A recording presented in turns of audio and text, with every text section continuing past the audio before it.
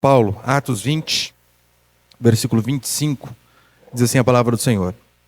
E agora sei que nenhum de vós, por entre os quais passei pregando o reino de Deus, jamais tornará a ver o meu rosto. Portanto, no dia de hoje, eu vos afirmo que estou limpo do sangue de todos, porque não deixei de vos anunciar todo o propósito de Deus. Verso 28. Portanto, tende cuidado de vós mesmos e de todo o rebanho, sobre o qual o Espírito Santo vos constituiu bispos para pastoreardes a igreja de Deus, que ele comprou com seu sangue. Até aí tá bom, o restante a gente vai lendo no decorrer da mensagem, se Deus permitir. Olha para cá um instante, por favor.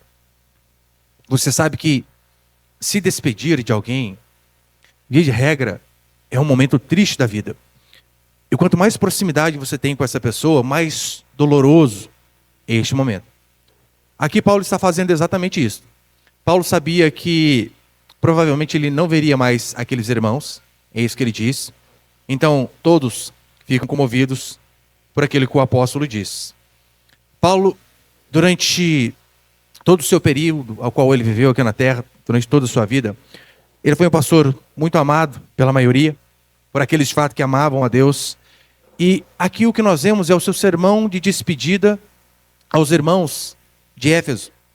E neste sermão, veremos que Paulo ele faz questão de lembrá-los de que, durante todo o período ao qual eu estive no meio de vocês, aqui na Ásia, em Éfeso, em tantos outros lugares, eu me esforcei para ser o mais bíblico, correto e obediente a Deus. Durante todo esse período, eu de fato fiz aquilo que Deus me designou.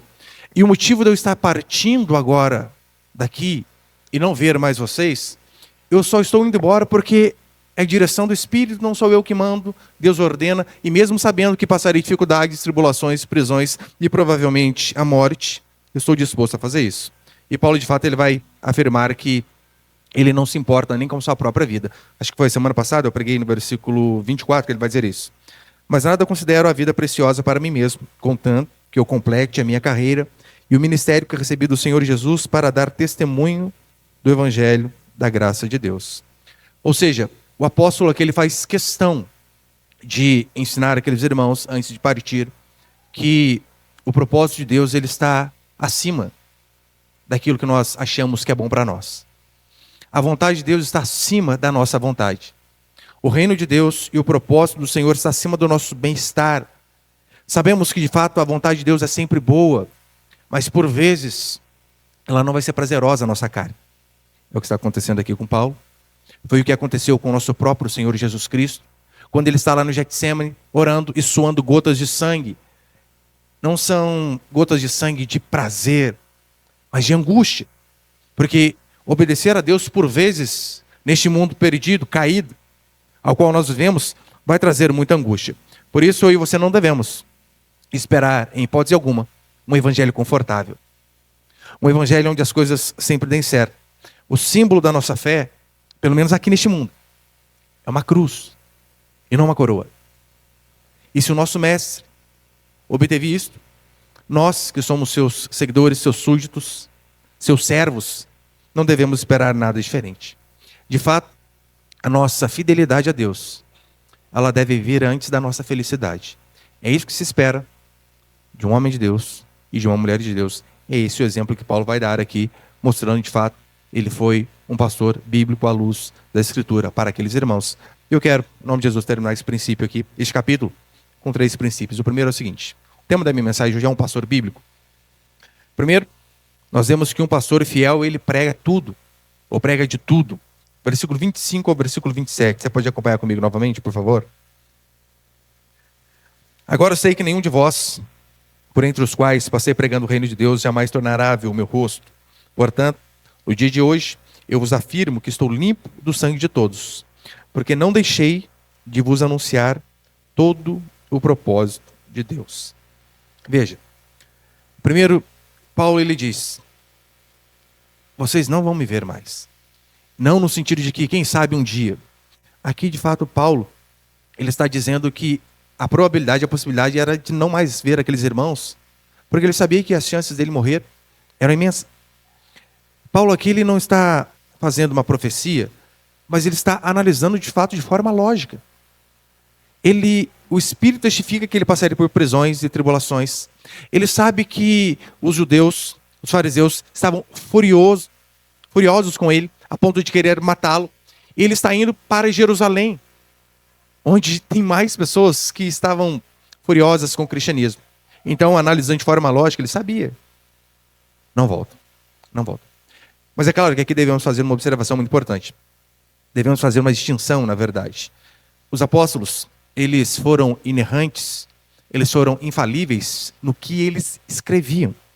Deus os capacitou para que, de fato, eles fossem infalíveis naquilo que eles escrevessem. Mas, às vezes, eles tomaram decisões ou fizeram escolhas, é o que nós vemos em toda a Escritura, que não foram exatamente inspiradas por Deus. Por que eu digo isso? Ora, talvez um exemplo mais conhecido seja Pedro. Pedro foi hipócrita a ponto de se comportar de uma forma diante dos judeus e de outra diante dos gentios. E o próprio apóstolo Pedro é repreendido por este apóstolo Paulo por conta de hipocrisia. Ou seja, a inspiração dos apóstolos não era para atos cometidos, mas para pôr por escrito a vontade revelada de Deus. Portanto, se você vê eles errando quanto à conduta, saibam, eles eram cheios do Espírito Santo, mas eram falhos, assim como nós. O que eles escreveram, inspirados por Deus, é inerrante. Mas por vezes nós vemos condutas errôneas.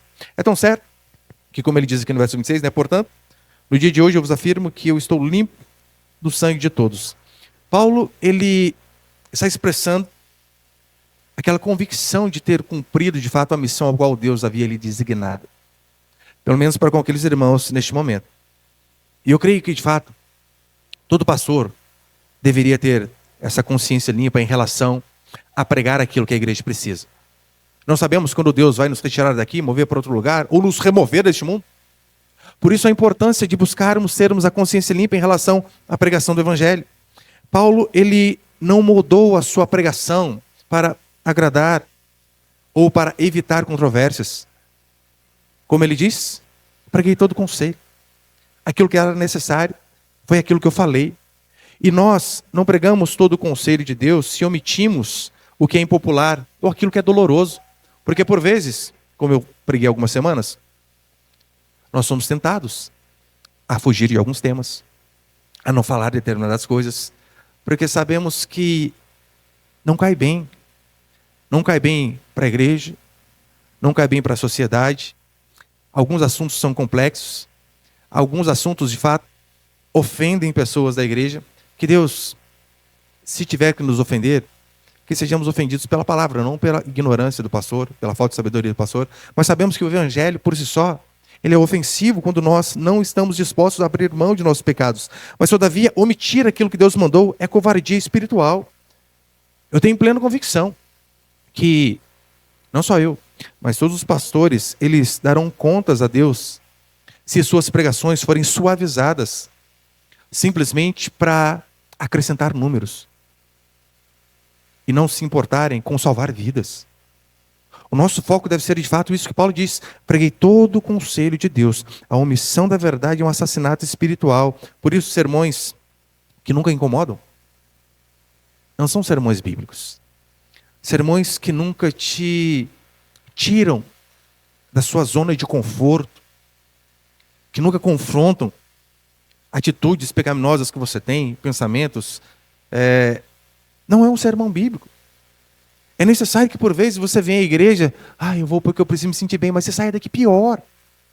Pior no sentido de que, puxa, o dedo foi lá na ferida. Falou justamente aquilo que eu não gostava.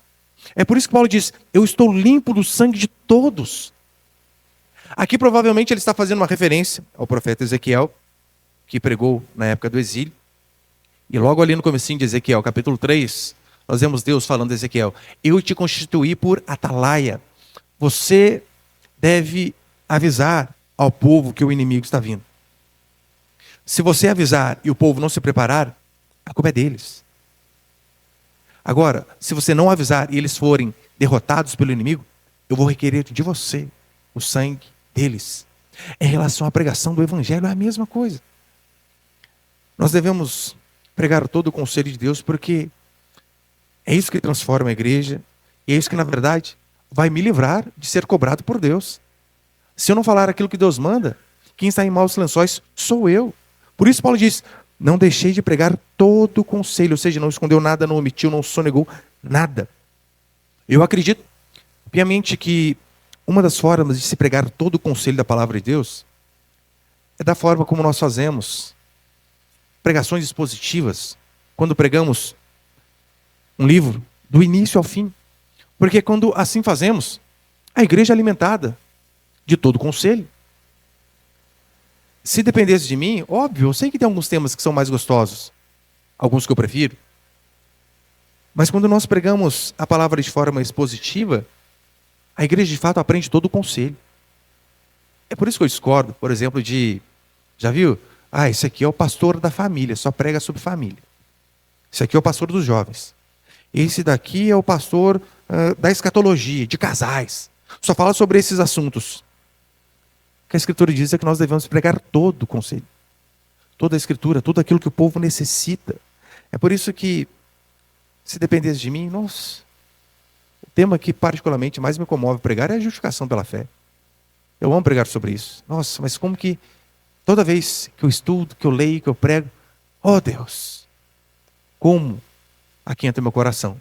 Mas eu não posso pregar apenas disso. E o bom de se pregar de forma expositiva ou em séries, assim como nós fazemos, estou pregando sobre Atos nas quartas, como hoje, estou pregando sobre Pedro aos domingos. E quando se faz isso, o bom é que, na verdade, é um desafio para mim e para qualquer pregador. Sabe por quê? Me obriga a estudar coisas que talvez eu nunca estudaria. Me obriga a aprender coisas que não são gostosas de aprender. Assuntos que são espinhosos e que por vezes eu não gosto. Então é uma maravilha para mim, é uma maravilha para a igreja. Pregar tudo é importante, sabe por quê? Porque se algum dia algum membro pecar sobre algum assunto que eu não preguei, vamos colocar aqui, eu sou o pastor de casais. Só prego casamento, casamento, casamento, casamento, casamento. Aí então um membro incorre no pecado que não tem a ver com casamento, ele vai dizer, mas eu nem sabia que era pecado, o pastor nunca pregou, nunca sabia, e a culpa é minha. Então é por isso que Paulo diz, pregue todo conselho, porque isso de fato vai ser benéfico para a igreja. Não é assim que funciona em relação ao alimento natural. Se você comer só batata frita e hambúrguer, acaba com a sua saúde. Agora é necessário uma alimentação balanceada. É carne vermelha, carne branca, salada, brócolis, rúcula. Oh, Deus! Mas são coisas importantes. Segundo, põe o segundo aí, por favor, Miguel. Segundo princípio, um pastor fiel protege dos lobos. Verso 28 até o 31. Acompanhe comigo, por favor. Portanto, tende cuidado de vós mesmos e de todo o rebanho sobre o qual o Espírito vos constituiu bispos para pastoreares a igreja de Deus, que ele comprou com seu próprio sangue.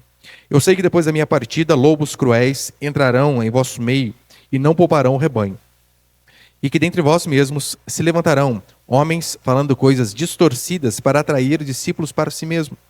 Portanto, estai atentos, lembrando-vos de que durante 3 anos não cessei dia e noite, com lágrimas, de aconselhar cada um de vós. Paulo ele começa em primeiro lugar dar uma exortação aos presbíteros. E lembre-se, o apóstolo está partindo e para aquela congregação ele não institui um outro apóstolo em seu lugar. Não há sucessão apostólica nesse sentido. Quem eram os sucessores dos apóstolos? Presbíteros, bispos e pastores, como eu expliquei algumas quartas, são termos intercambiáveis, faziam a mesma função ali. Foram os presbíteros, os pastores que continuaram o trabalho dos apóstolos. Nós sabemos que quando chegou o papado romano, de fato, eles acabaram com isso, mas não era para ser assim. E qual que é a função do pastor e do presbítero?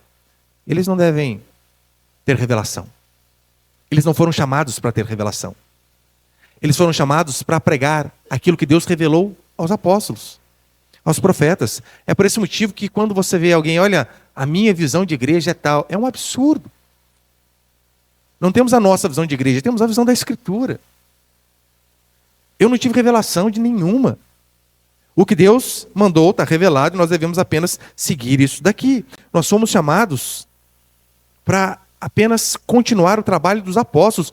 Como eu sempre digo, o pastor, ele não passa de um pedreiro na obra de Deus. O pedreiro não está ali para inventar, está ali apenas para obedecer. De fato, o que os arquitetos fizeram. a planta que eles fizeram. Estamos aqui apenas para obedecer. E reparem, qual é o conselho de Paulo aqui? Ele começa dizendo para os líderes da igreja o seguinte, no verso 28. Portanto, tende cuidado de vós mesmos e de todo o rebanho, sobre o qual o Espírito vos constituiu bispos. Ele começa dizendo, vocês, pastores, cuidem primeiro de vocês, para que daí então vocês possam cuidar de todo o rebanho. Por que Paulo diz isso? Porque um pastor que não cuida da sua própria família está cometendo um erro grosseiro. Você deve cuidar primeiro da sua casa. Agora, quando você se preocupa apenas com os outros e esquece de si, é um absurdo. Olha, eu falo com uma dor no coração, porque por vezes eu via que eu estava fazendo isso, a preocupação de ajudar as pessoas era tanta, de fazer visitas, de socorrer os irmãos, de ajudar era tanta, e de fato o pastor deve ter essa preocupação, mas eu percebia que neste anseio de tentar ajudar a tantos, estar junto com tantos, eu estava esquecendo da minha própria casa.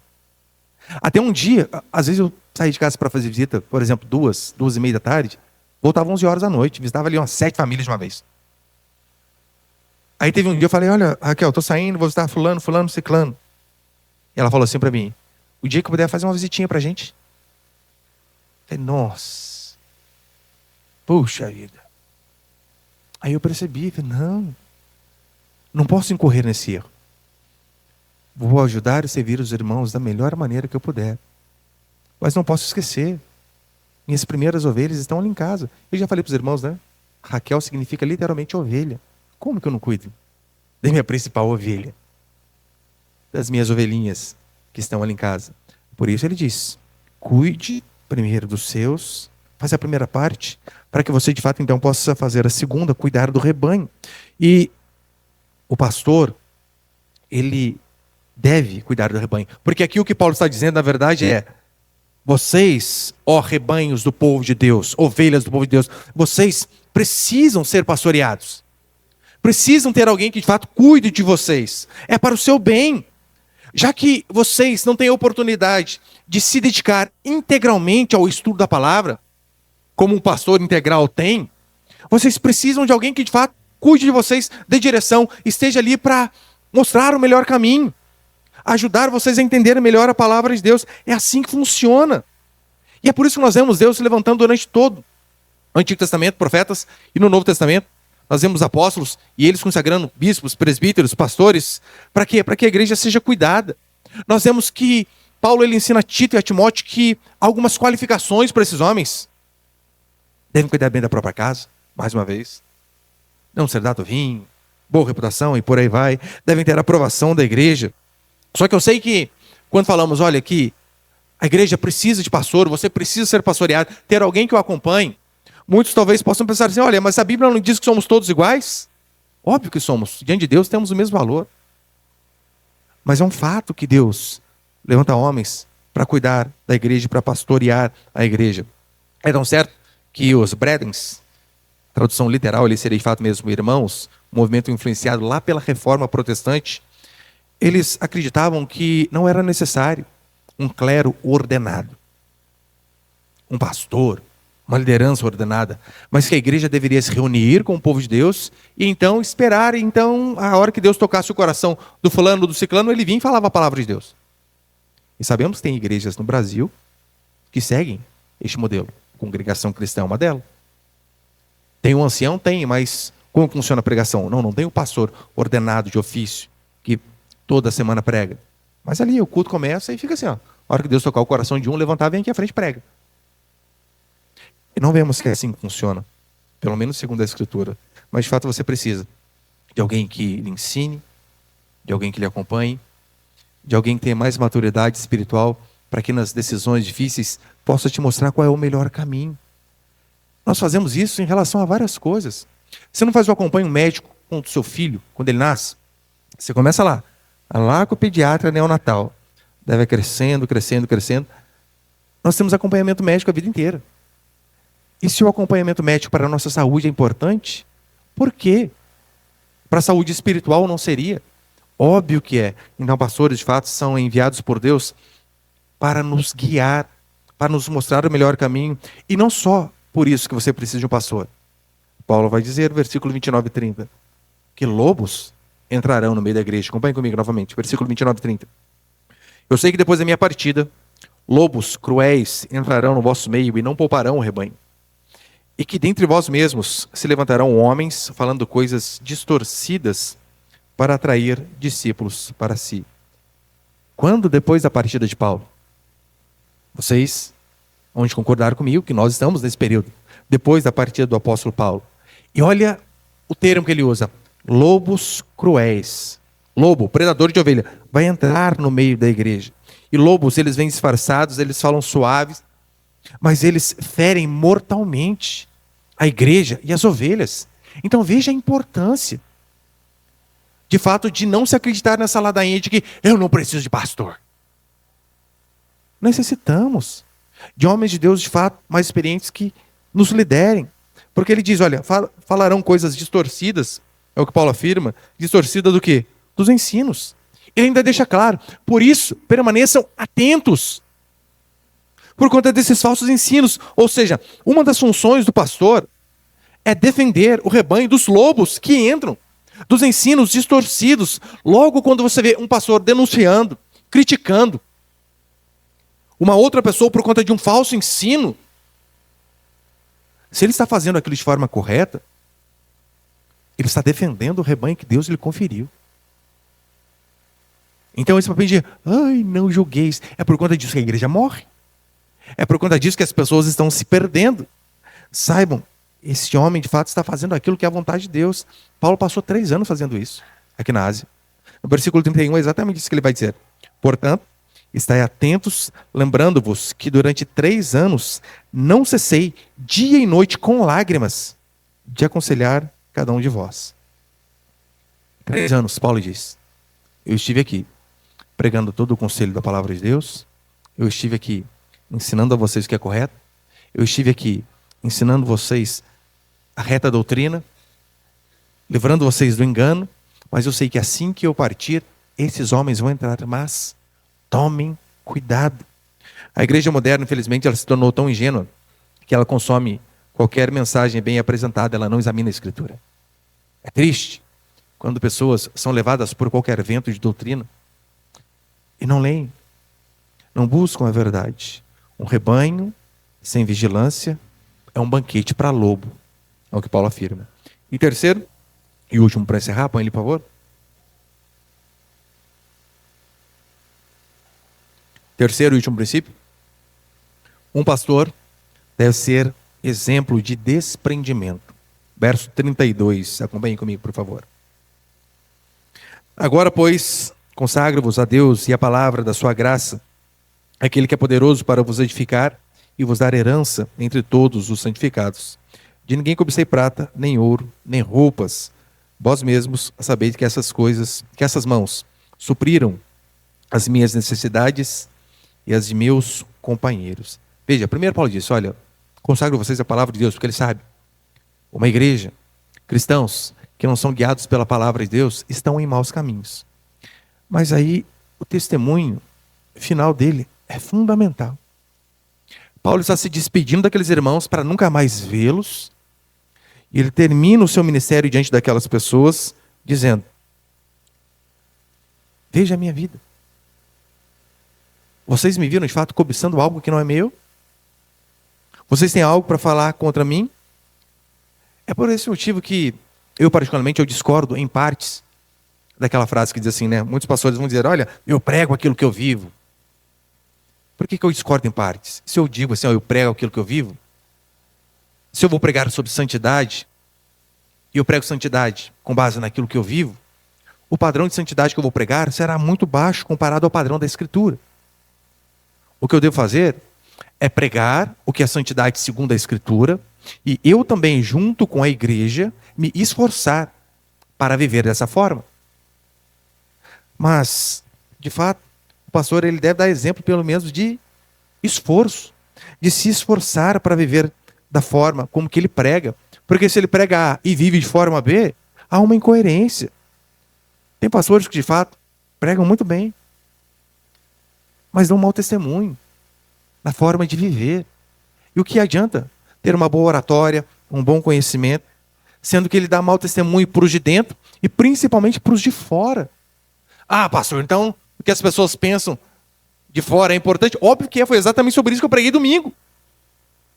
Eu acho que eu coloquei o versículo que eu preguei domingo. Põe, por favor. 1 Pedro 2,12. Tem lá no YouTube, depois você assiste essa mensagem, se você não assistiu. Olha o que Pedro diz. Seja correto o vosso procedimento entre os gentios, para que naquilo que falam mal de vós, como se fosseis praticantes do mal, ao observarem as vossas boas obras, glorifiquem a Deus no dia da visitação. Ou seja, aquilo que as outras pessoas pensam de nós tem muita relevância. Aquilo que os ímpios pensam de nós. Então esse papinho, o que importa é o que Deus pensa de mim, não o que os outros pensam de mim. É mentira. O que as pessoas pensam de você mostra o cristianismo que você está vivendo, não apenas dentro da igreja, mas principalmente fora. É por isso que Paulo diz, pregar bem, não ser herege, joia. Mas se o pastor, ele vive devendo, ele não tem controle sobre dinheiro, vive quebrando pau com a mulher, seus filhos não são bem educados, ele está, na verdade, destruindo com os seus atos aquilo que ele constrói com a boca. Por isso que deve haver essa coerência. A pregação deve ser boa, sem heresia, com muito conhecimento, mas o pastor precisa ter uma vida que dê apoio àquilo que ele prega. Porque se ele não fizer isso, ele não vai ser ouvido. As pessoas não vão dar atenção a ele. Verso 33, ele vai dizer assim: de ninguém cobicei prata, nem ouro, nem roupas. Ou seja, se tiver alguém aqui que eu aproveitei financeiramente, se levante. Lembra Samuel? Samuel, no final de seu ministério, ele vai diante da congregação e diz para todo mundo: roubei alguém aqui? Se levanta. Fiz mal para alguém? Peguei emprestado, não devolvi? Tem alguém para falar alguma coisa contra mim? Se levanta. Diz a Bíblia que ninguém se levanta. Paulo está basicamente seguindo esse exemplo. De quem aqui eu cobicei? De quem eu fiquei emprestando dinheiro, paguei? Para quem eu fiquei devendo? Você consegue ver como isso aqui é fundamental? Não apenas para o pastor, mas para todo crente, sem sombra de dúvida. No verso 34, quando Paulo vai dizer assim, olha: vós mesmos sabeis que essas mãos supriram as minhas necessidades e as de meus companheiros. Ou seja, ele está dizendo, eu trabalhei de forma dura e honesta para me sustentar, por mais que o próprio Paulo discordava disso. Porque é isso que ele vai dizer lá em 1 Coríntios. Ele vai dizer que o ministro, que o pregador, que o pastor, que aquele que anuncia o evangelho deve viver do evangelho. Mas mesmo sabendo que isso é a vontade de Deus, ele cita o Antigo Testamento para comprovar. Ele cita, olha, não está escrito, não atarás a boca do boi enquanto pisa o trigo. É por acaso com bois que o Senhor está preocupado? Óbvio que não. O que ele está dizendo é, o pastor que se dedica de forma integral, que se esmera no estudo, na pregação, no cuidado, ele vai dizer que não apenas deve receber bem, mas deve receber dobrados honorários. Mas ele, mesmo sabendo disso, por vezes, ele teve que abrir mão para que ninguém pudesse falar nada. Para que não fosse motivo de tropeço para ninguém. Ele diz, isso é legítimo, mas eu decidi abrir mão por alguns motivos. E Paulo não só isso. Ele mesmo assim se preocupava em socorrer os doentes, os necessitados. Convenhamos, olha o que ele vai dizer, verso 35. 34. Vós mesmos sabeis que essas mãos supriram as minhas necessidades e as de meus companheiros.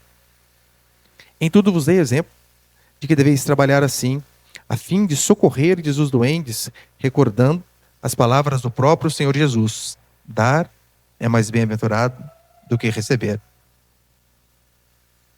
Quem de fato já experimentou isso sabe que é um privilégio poder ajudar o necessitado. Nossa, é um privilégio. Porque, de fato, aquele que ajuda, ele, a princípio, está numa posição melhor. Nem sempre, óbvio. Eu conheço inúmeras pessoas que são extremamente generosas e ganham pouco. Pouco.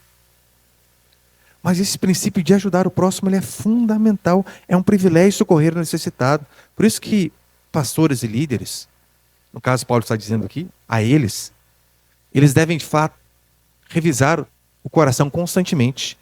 O que realmente nos move? É o amor ao rebanho? Ou é o prestígio? Ou é o dinheiro? Por que tanto esforço? Por que o cuidar das ovelhas? É de fato por amor àquilo que Deus nos ordenou? Ou sabemos que muitos não estão preocupados em alimentar a ovelha, mas, se possível, tosquiar e chupar o osso da ovelha? Paulo diz, não é esse o caminho ao qual Deus nos dá. Ele termina dizendo assim, versículo 36 até o 38. Depois de dizer isso, ajoelhou e orou com todos eles, e houve grande choro entre todos, e abraçando Paulo, o beijavam. Eles ficaram tristes, principalmente com a palavra que dissera, de que não veriam mais o seu rosto, e o acompanharam até o navio. Aquelas pessoas de fato amavam o apóstolo Paulo. Tinham seus efeitos? Óbvio que tinha, mas amavam Paulo. Elas sabiam que Paulo era um pastor de verdade, porque ele não deixava de falar toda a verdade. Paulo não passava a mão na cabeça quando as pessoas estavam em pecado, mas com amor corrigia. E um pastor, ele não precisa ser duro para falar a verdade, mas ele também não pode deixar de falar. Deve falar. É um mandamento que venhamos a falar. É por isso que às vezes eu me esforço o máximo possível, eu vejo como eu faria aqui. Porque percebeu que às vezes eu sou pastor novo, é que a maioria da nossa igreja é quase tudo novo também, mas alguns são mais velhos que eu. E às vezes eu preciso repreender gente até mais velha. Nossa, eu penso 10 mil vezes antes. Mas quando precisa, eu lembro daquele princípio de Paulo. Fala como se falasse aos seus pais. Então eu não vou chegar humilhando de jeito nenhum. Eu nem preciso ser duro de forma desnecessária. Tem semanas que, nossa, eu só saio para resolver problema. Tem semana que é doce. Semana negra. Não pode falar isso, né? Preconceito. Não dá. Semana difícil. Esses dias mesmo eu conversava com o irmão. Eu falava para ele, irmão, você tem faltado tanto. Ah, pastor, que foi isso? Que foi aquilo? É que eu tive compromisso aqui. Não, mas você marca compromisso no dia de culto. Não pode. Faltar o culto é excepcionalidade. Não deu para vir. Quebrei a perna. Não dava para ir. Ainda assim, é aconselhável arrumar 4 amigos, colocá-lo numa maca e trazê-lo. Mas quando nós não temos compromisso, nem com o culto da nossa igreja, imagina que exemplo estamos deixando para os filhos. Se qualquer dor de cabeça, qualquer indisposição, qualquer coisinha assim não vem. Ora, não espere que seu filho ame a Deus, se você não dá o exemplo. Então eu estou lá falando, irmão, você falta demais. Ai, pastor, é verdade. É verdade, mas você não pode. Óbvio que é verdade. Você precisa ter mais compromisso. Você precisa, de fato, colocar Deus como prioridade. Eu amo aquela analogia do Antigo Testamento, estou encerrando, que é assim, lembra? A Arca da Aliança ficava no centro, o tabernáculo, e as tribos, as 12 tribos, eram ali, 3 de um lado, 3 do outro, 3 aqui, 3 aqui, ao redor. Mostrando ali, de forma bem análoga, que Deus ele deve ser o centro. Ele deve ser o centro da nossa vida, da nossa existência. Nós não devemos adaptar Deus no nosso dia a dia, a nossa rotina, mas nós devemos nos adaptar a Ele. Por isso é fundamental. Eu disse, irmão, olha, eu até hoje eu me lembro que eu faltei culto, que eu me lembro, acho que uma vez, em quase 20 anos. Isso porque eu estava de serviço no quartel, tentei trocar de tudo que é jeito. Estava de serviço domingo, falei, olha, eu tiro 2 sábados para você, troca. Tentei pagar, fazer um monte de coisa e não consegui. Que angústia ter faltado um dia. Os mais antigos aqui devem lembrar. Até com dengue eu já vi para o culto. Semi-morto aqui, caído aí, moribundo. Porque eu acredito que, de fato, o culto é sagrado. E não devemos colocar isso como prioridade. E quando tem que falar para algum irmão, eu já falei para vários aqui, inclusive você está aqui, está faltando muito, é para você isso aqui que eu estou falando. Óbvio que não é indireta, é para você, criatura. Mas não só isso. Essa semana também conversava com outro irmão e dizia, olha, irmão, isso aqui que você faz, a princípio não é pecado. Mas se escandaliza, eu tomaria mais cuidado. Eu sempre tento seguir aqui o exemplo de Paulo. Como, de fato, aconselhar segundo a Escritura? Por vezes já falei com irmãos, olha, muda o seu linguajar, muda o seu jeito, seja mais piedoso, pare com isso, pare com aquilo. E quando o pastor de fato ensina essas coisas, pode ter certeza. Se ele está mostrando segundo a Escritura, é para o bem da igreja. E que de fato Deus possa nos dá a graça de sermos quebrantados e moldados pelo Evangelho. Porque é isso que se espera de nós, que venhamos a crescer e amadurecer.